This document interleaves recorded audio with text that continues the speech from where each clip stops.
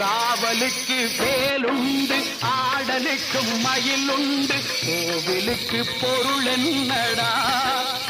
குமரா நீ இருக்கும் இடம் தானடா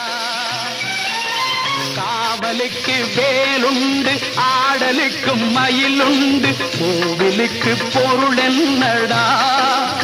குமரா நீ இருக்கும் இடம் தானடா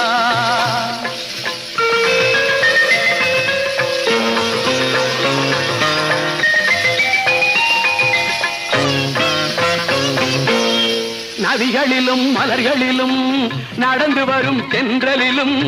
உன்முகம் கண்டேனடா உன்முகம் கண்டேனடா எங்கும் ஷண்முகம் நின்றானடா